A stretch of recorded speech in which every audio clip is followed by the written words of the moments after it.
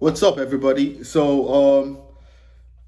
was busy just going through some of the things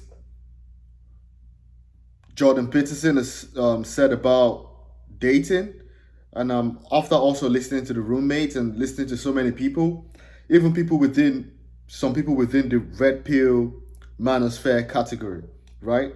And so many people talk about like dating now and how much so many people talk about dating now and how much dating has changed from what it used to be before. So many people talk about like why men do not want to settle. Men now are walking away from marriage, and we are sort of blaming that on the modern women. I have a different perspective from Jordan Peterson and even so many people. I think I'm closer to Jordan Peterson, but in opinion, I'm further away from most other people, right? And I think it's a cultural shift, not only because of the females, because of the men.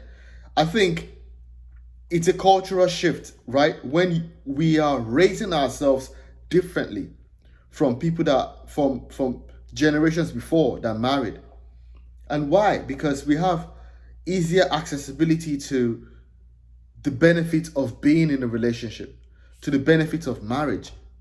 We have more accessibility to it. You could easily talk about like, oh, we could easily say women have changed because back in the days women stay home, right? Back in the days women don't push for divorces. Back in the days women are more women were more how am I going to put it, apart from just being hospitable, they sort of like they submit more to the authority of a man. And now women want to work, women want to pursue their careers, women want to do so many other things. I don't think I don't think women I don't think that is the only problem. I think a huge part of the problem is also with men. Men, why excuse me. So many men do not want to settle today with one woman when they can have multiple. You could drive down to a bar right now and find a woman to spend the rest of the day with. Maybe she's married, maybe she's um maybe she's young, maybe she's not working, maybe she's a stripper, maybe she's actually at work taking lunch. The possibility of hanging out with a lady and the accessibility to which we could get everything we want to get in an active relationship, and we can get the same things in a cordial relationship, in a platonic, in a sort of relationship that on other grounds would be rather platonic. The degree to which we could get the same things. Why would a man settle? Why should a man settle for one woman when he could have so much more? Before Christianity really, before this idea of monogamy really flooded the West and propagated itself around all this other spheres of the world, men were having multiple wives. Men were doing whatever they wanted to do. If you watch movies about Vikings and you watch movies about the olden days and movies about ancient times, men had multiple women. Why? Because we could choose to do so. The ladies could not say a thing. So we are progressing towards that because we are creating in ourselves a culture where from the age of 15, 16, you're already having a girlfriend. That's how you've lived your life until you're 24, 25, 26. Some people are probably dating multiple women. You could go to a club, a street club, you could find a naked woman. The amount what you need from a woman, it's so insurmountable that you cannot find it in one person. So it has become a habit to just play with ladies, to get multiple women. It's part of a lifestyle to want multiple women. So it's difficult when you leave that lifestyle to a certain level, and then you get married and say no more. You're not going to be a player no more.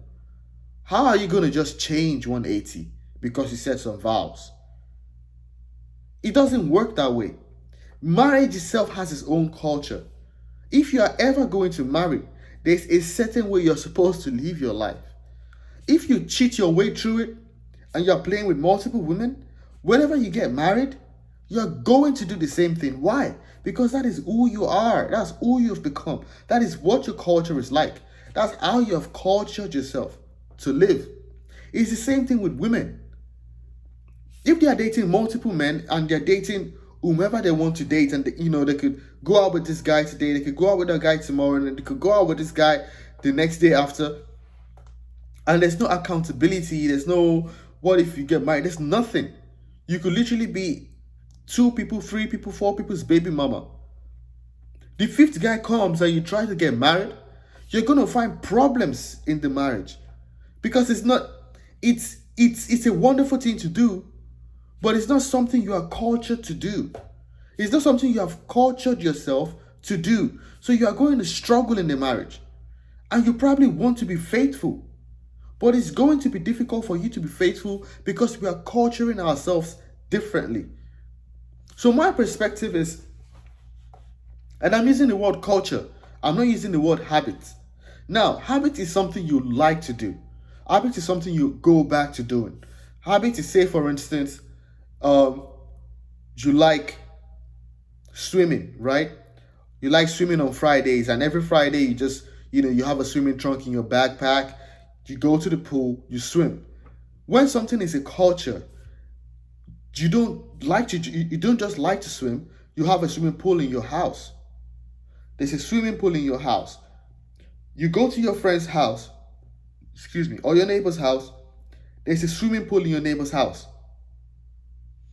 There are swimming pools everywhere, such that if you change your mind from swimming and you just want to live a regular life right now,